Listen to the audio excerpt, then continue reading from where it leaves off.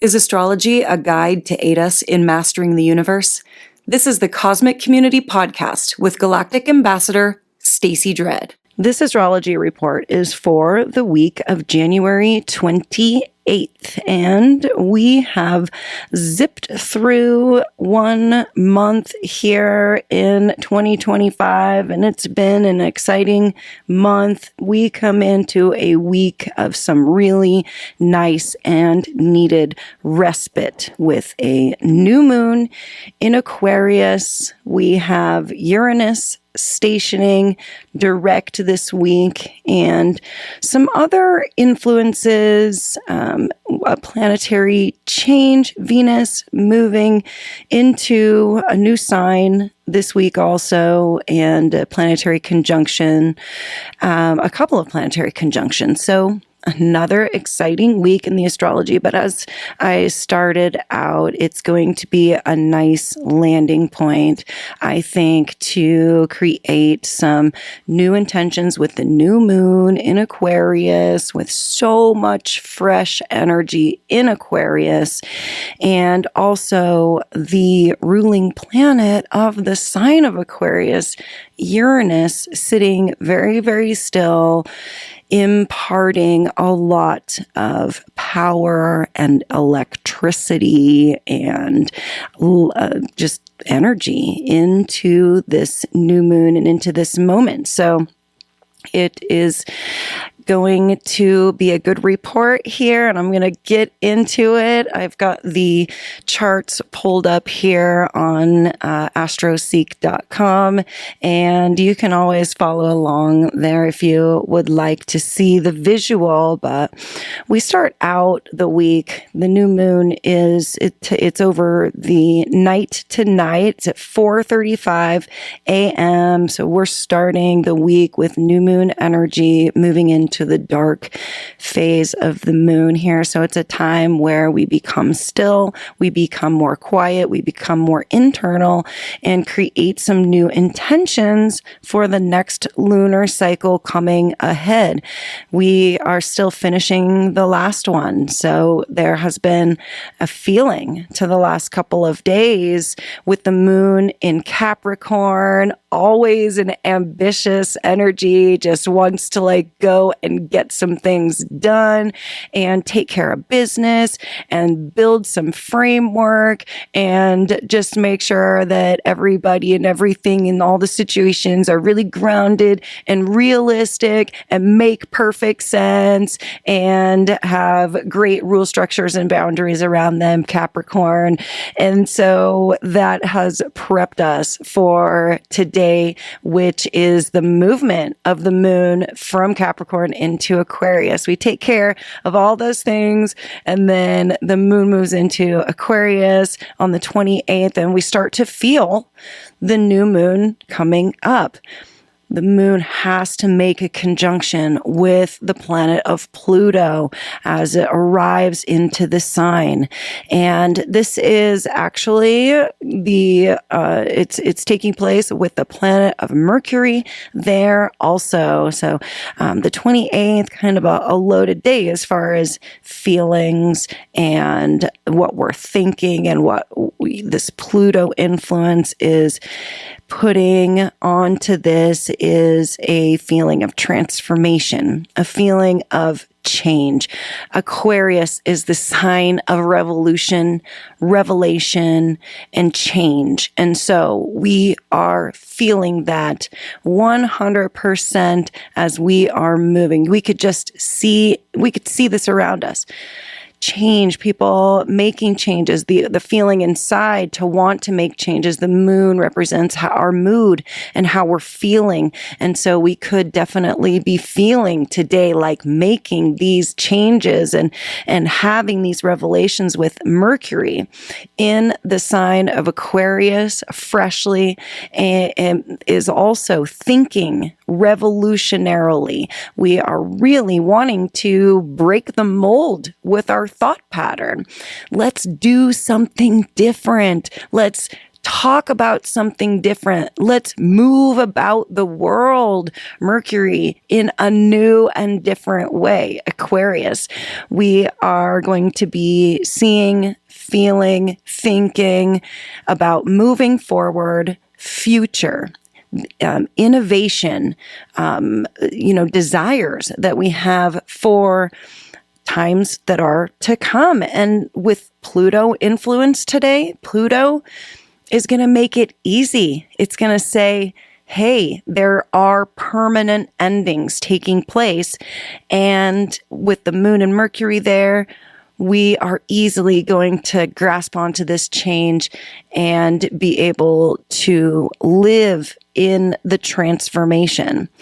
Pluto represents so much of like the stage of when the butterfly is transitioning when the caterpillar goes into the cocoon and is transforming into the butterfly. Pluto is that ooey gooey transformative state where you're neither one or the other. So the 28th could, with the Mercury making a conjunction to Pluto and the moon making a conjunction to Pluto in Aquarius, we could feel just like totally new and different on the 28th of January. And it's a really good place to be thinking and to be moving because the new moon in Aquarius is our game right now. It's at, like I mentioned, 4:35 a.m. on the Pacific West Coast.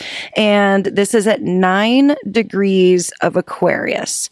So to pick through your own personal birth chart and to see how this new moon is going to be affecting you personally and in what area of your life, you go to your birth chart, you go to 9 degrees of Aquarius, and you see if you have any planets or points around there. You see what house that is and where this is going to be affecting you astrologically in that birth chart. Also, if you have any planets or points at 9 degrees anywhere on the zodiac, it's going to be affecting that, and in a square or a trine or a sextile or an opposition.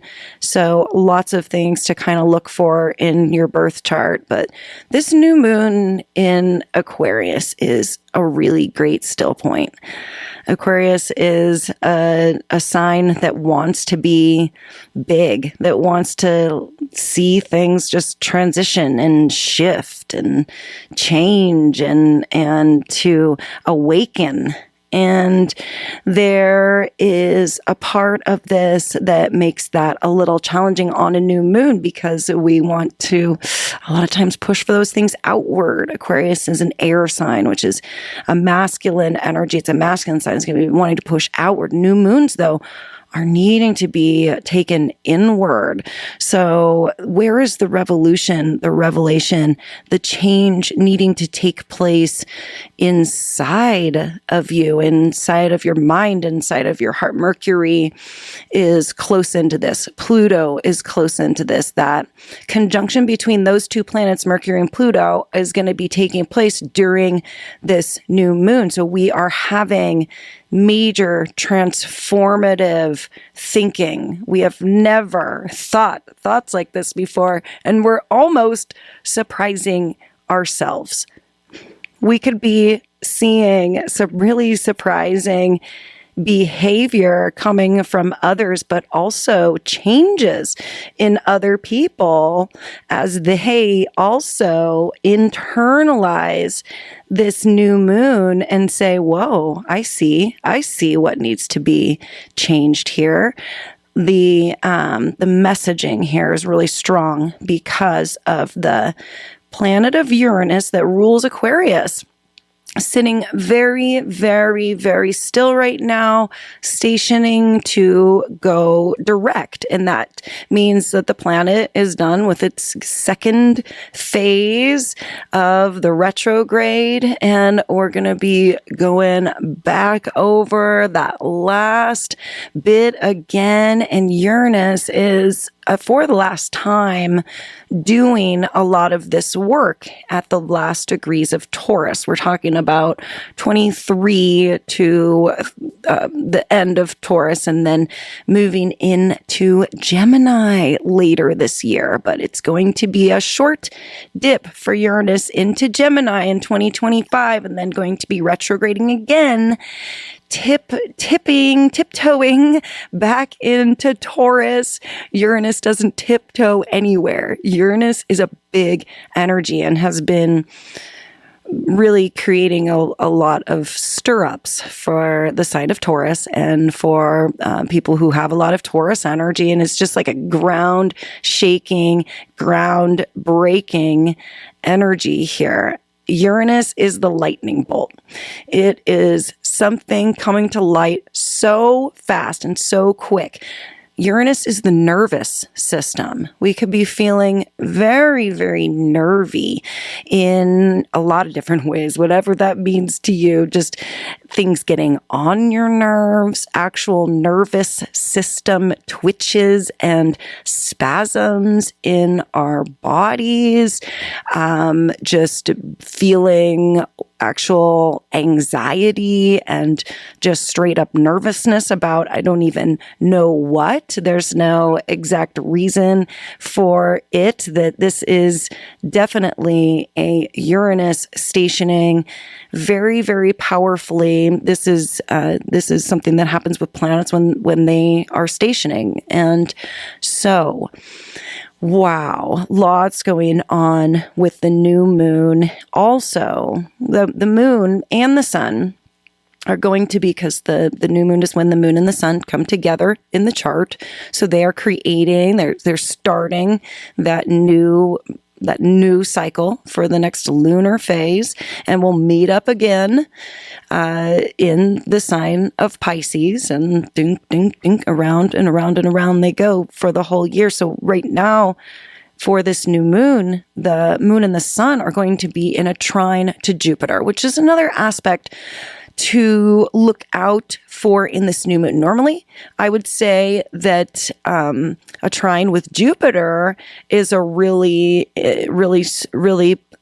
good thing, but Jupiter is in retrograde in Gemini, in the planet's detriment, which is where the planet functions the least. They're kind of in their lowest vibration, and Jupiter in that low vibration can be an exaggerator and can go way over the top about everything, and can blow things out of proportion.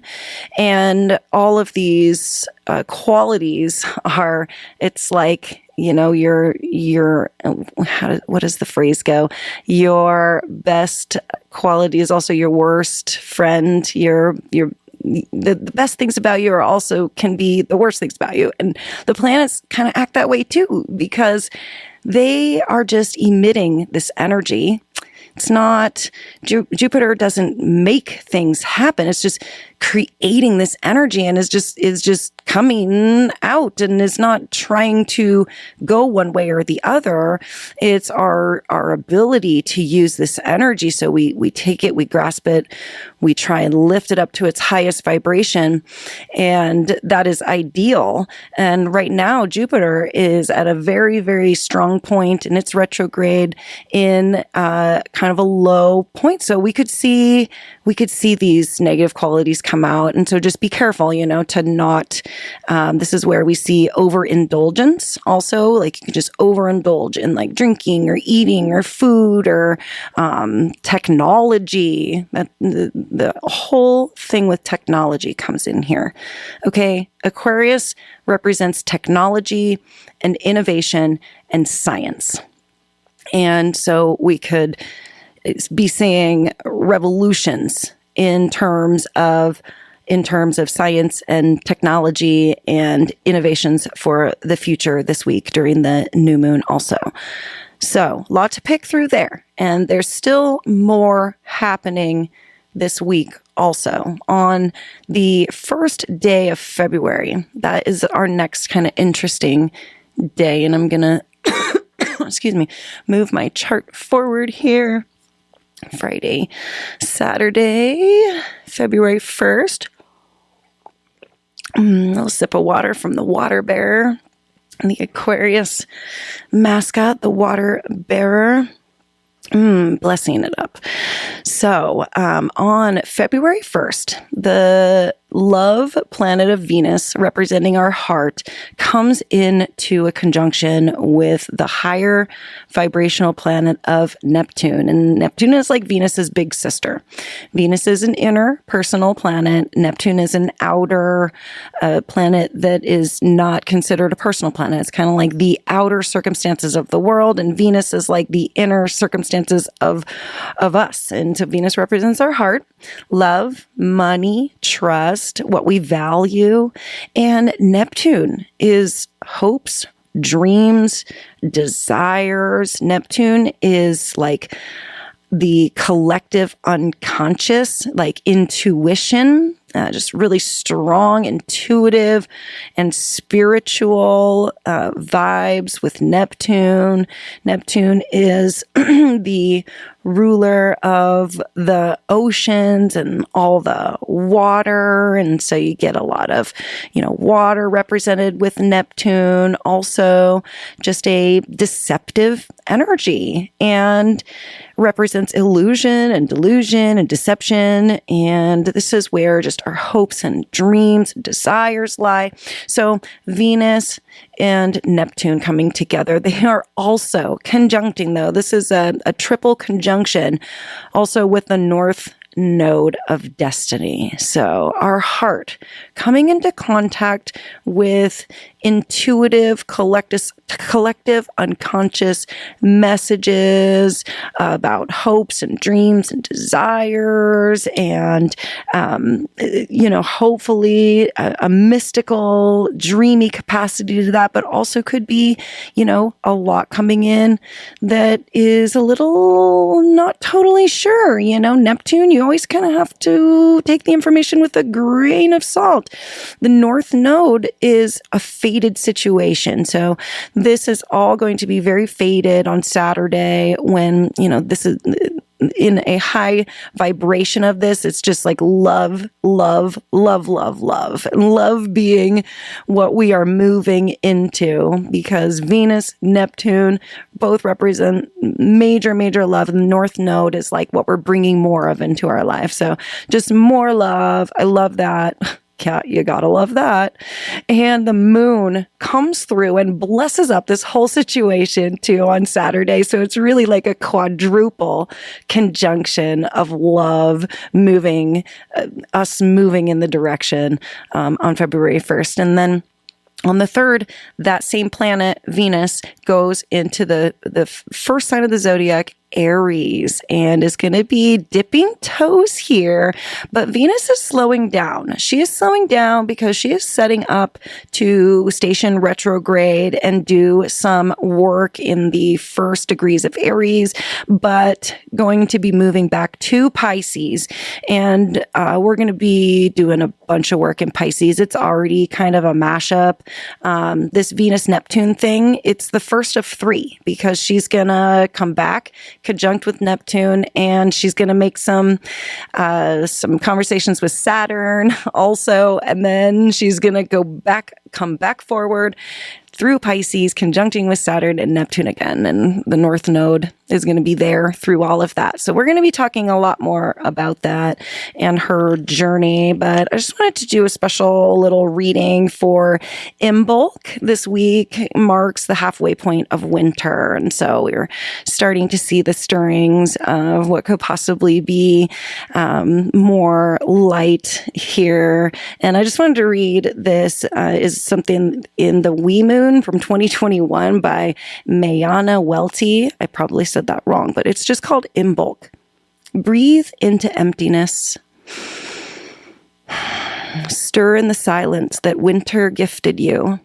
Touch new skin, the surprise aliveness, the contours winter revealed. There is an echoing silence that precedes every new thing.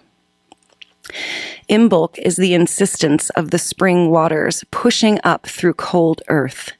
It is the restlessness of birdsong, the persistence of the sap. It is the dark that folds around all that is stirring, saying, "Pace yourself, love."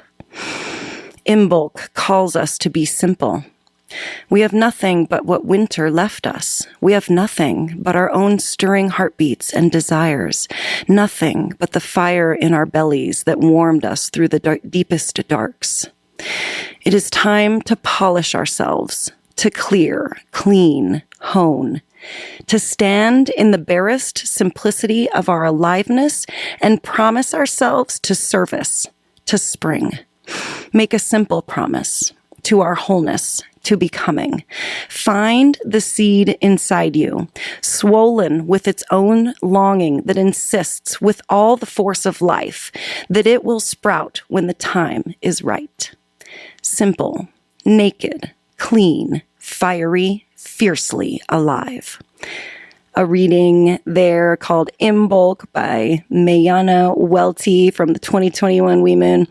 You know, I have these planners that I used for that entire year, whatever, but they come with so much other cool stuff. So I keep them. And around the same time of year, I like to kind of look through the past ones too and just kind of see what was going on in those past seasons. And it's another way to just kind of reflect. And it's a good time to kind of keep reflecting. We still have the Mars retrograde energy, Jupiter, and those are two really, really strong planetary energies. So take good care, drink lots of water and make sure that you're getting all of the nourishment that you need. And I just really appreciate you being here with me in the cosmic community. This is Stacy Dredd, your galactic ambassador. You have a wonderful week and a beautiful Imbolc and a beautiful new moon in Aquarius. And it's the Lunar New Year on the Aquarius new moon too. So much newness, so much change. Really live in it and love it. And I will be talking to you again soon. Take care. Peace. Thank you for listening to the Cosmic Community Podcast. More can be found at kpov.org/thecosmiccommunity.